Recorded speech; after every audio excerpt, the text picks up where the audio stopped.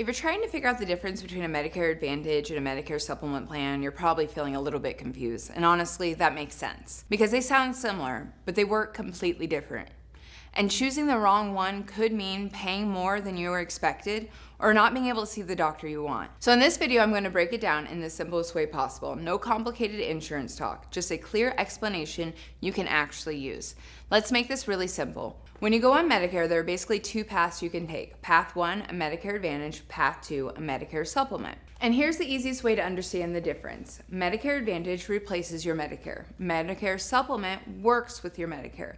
If you understand that, you're already ahead of most people. Now let's break down each one. Let's start with Medicare Advantage. Think of it like an all-in-one package. Instead of using Medicare directly through the government, you're getting your coverage through a private insurance company. They bundle everything together. Hospital coverage, medical coverage, usually prescriptions, and they often include extras like dental, vision, and hearing.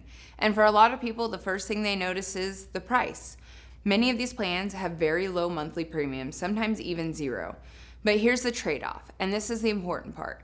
With Medicare Advantage, you're operating inside of a network. That means you have to use certain doctors, you might need a referral, you'll have co-pays as you go. So instead of paying more up front, you pay as you use the plan.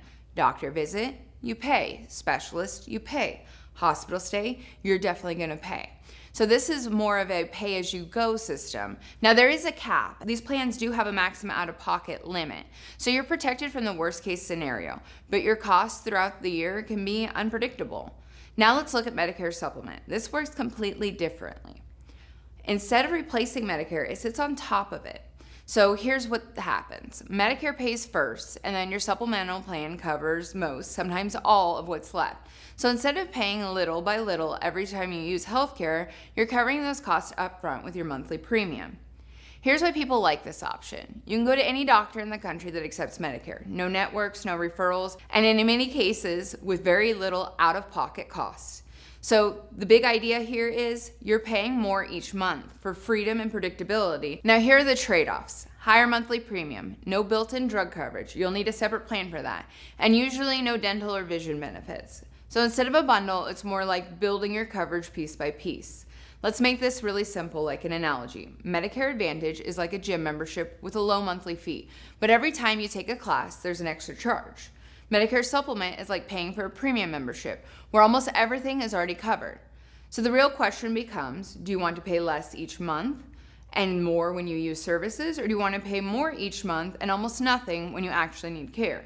Another way to think about it is Medicare Advantage is a lower upfront cost, higher usage cost. Medicare Supplement is a higher upfront cost, but lower usage cost.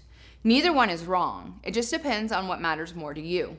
It really is different strokes for different folks. So who typically chooses each option? Medicare Advantage tends to work well for people who want lower monthly premiums and are okay with networks. They don't go to the doctor very often, and they like having the extra benefits included.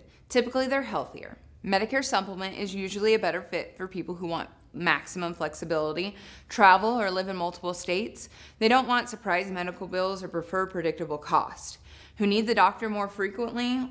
So at the end of the day, it really isn't which plan is better. It's about which plan fits your situation. One focuses on saving money up front. The other focuses on reducing risk and giving you flexibility. Make sure you like the video and subscribe for more simple Medicare explanations. And if you still have questions, drop them in the comments. I'm happy to help. Thanks for watching, and I'll see you in the next video.